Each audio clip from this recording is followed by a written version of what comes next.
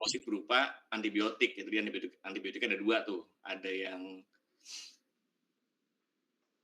mau bertanya untuk antibiotik golongan makrolida, salah satunya adalah eritromisin, metode konvensional dan instrumental apa yang bisa digunakan untuk menganalisis antibiotik golongan ini? Silakan dijawab. Nomor 12. Itu biasanya ada dua golongan gugus yang sering dibahas. Yang pertama adalah gugus kromofor, yang kedua adalah gugus auxokrom. Nah, silakan cari dulu aja jawabannya, nanti saya tambahkan. Ya.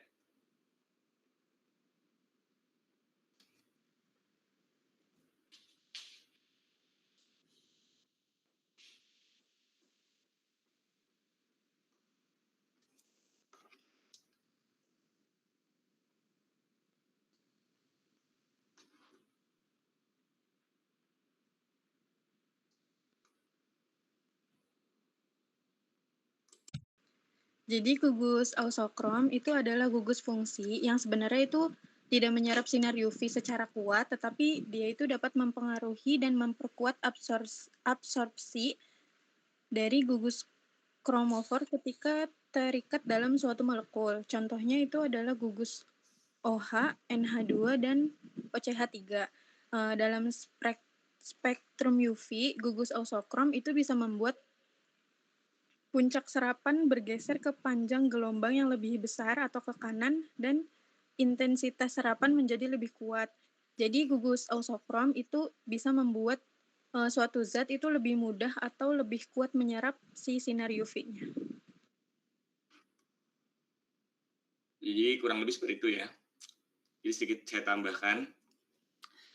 Nah, jadi gugus auxokrom itu gunanya untuk meningkatkan nilai absorbansi. Ya, misal kalian punya di sini obatnya tadi golongan quinolon ya, misalnya ciprofloxacin misalnya.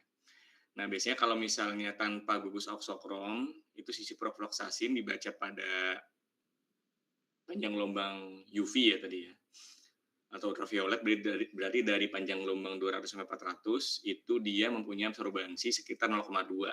Nah, misal kalian tambahkan gugus auxokrom, misal dengan cara apa? Dengan cara misal mengganti pelarut misalnya. Kalian ganti pelarutnya, tadi yang mengandung OH, terus mengandung amina, dan juga mengandung etoksi tadi ya, atau metoksi gitu. Nanti bisa meningkatkan nilai absorbansinya, misal dari 0,2 sampai 0,4. Nah, karena nilai absorbansi yang meningkat, maka dia bisa lebih sensitif tuh pembacaannya. Kalau lebih sensitif berarti kan lebih bagus kan. Artinya dengan jumlah sampel yang sama atau mungkin lebih sedikit, itu bisa terbaca nanti si sampel seperti itu kurang lebih. Gimana, sudah terjawab, Liesna?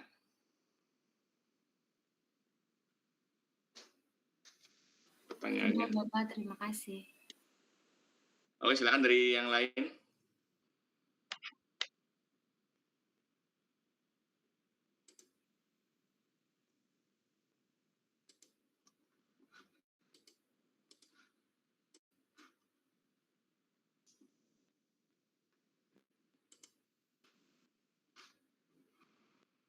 Sudah terlihat PPT-nya?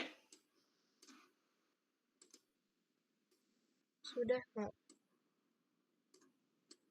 Oke, ini sedikit tambahan ya materi dari saya. Jadi kita masuk ke pembahasan tentang bagaimana cara menganalisis quinolon ya, atau salah satu golongan antibiotik quinolon di sini ya.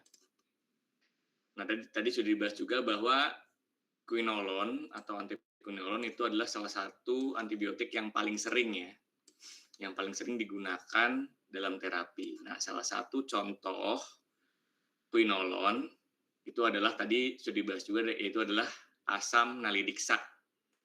Nalidiksat ya. Jadi yang sebelah kiri itu adalah struktur dasar dari quinolon atau quinolin sama aja. Yang sebelah kanan ini itu adalah struktur dari asam nalidiksat yang biasa digunakan sebagai antibiotik juga di situ. Nah, yang pertama untuk quinolon atau golongan quinolon itu kita dapat menggunakan spektrofotometer UV. Tadi sudah dibahas juga ya di situ UV, baik dengan menggunakan pemeriksaan secara langsung ya, maksudnya zero order di situ, ataupun kita turunkan persamaannya menjadi second order di situ ya. Nanti insya Allah di Jumat ini ya, berarti Jumat besok itu kita praktikum mengenai toxosasin dan juga ciprofloxacin yang merupakan salah satu beberapa obat golongan quinolone gitu ya. Jadi yang pertama kita bisa gunakan spektrofotometer UV. Ya.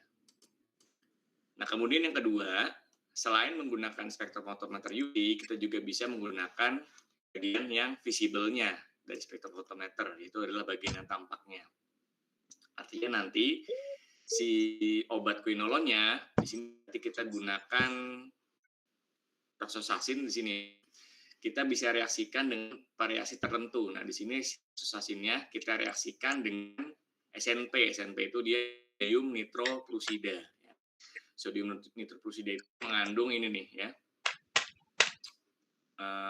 Namanya kompleks Fe di situ, Fe3+. Nah, ketika dia bisa mengikat dengan si obat toxosasin, maka dia akan terbentuk warna yang bisa dibaca pada panjang gelombang maksimal 455, di mana panjang gelombang 455 nanometer ini merupakan panjang gelombang dari sinar tampak atau visible. Berarti artinya nanti larutannya bisa berwarna di situ harusnya ya, seperti itu. Jadi tadi bisa dengan cara UV, yang kedua itu dengan cara menggunakan bagian visible-nya atau bagian tampaknya, yaitu di daerah 455 nanometer. Kemudian juga kita bisa baca dengan mereaksikan dengan ini nih, 2,4 dinitrofluorobenzen ya. Jadi selain dengan menggunakan tadi SNP atau sodium nitroplusida, kita juga bisa menggunakan 2,4 dinitrofluorobenzen. Dua-duanya ini bisa memberikan warna. Ya, artinya nanti bisa memberikan pada daerah yang visible. Ini juga sama nih, 50 ya, kalau kita bisa lihat ya, panjang gelombang maksimumnya. Nah kemudian kita juga bisa gunakan namanya enamar. Ini sebenarnya nanti kita bahas di analisis instrumental ya. Ini salah satu analisis instrumen yang bisa lebih spesifik lagi karena dia bisa melihat karbon maupun hidrogen pada suatu struktur senyawa organik di situ ya. Nah di sini pembacaannya itu sudah dicoba pada ciprofloxacin dan juga metronidazole ya, menggunakan buffer fosfat yang kemudian dibaca pada enamar. Akhir itu kita bisa coba juga pada HPLC ya atau KCKT. Di sini kelebihannya karena sistemnya adalah kromatografi atau pemisahan, maka bisa dipisahkan tuh. Misalnya di sini ada 4 fluoroquinolone yang bersifat dimer ya atau berbeda satu sama lain, tapi bisa dipisahkan dengan adanya sistem kromatografi ini. Gitu. Oke, mungkin itu sedikit tambahan dari saya. Kurang lebihnya saya mohon maaf. Apa ada pertanyaan lagi dari yang lain? Silakan. Ada pertanyaan?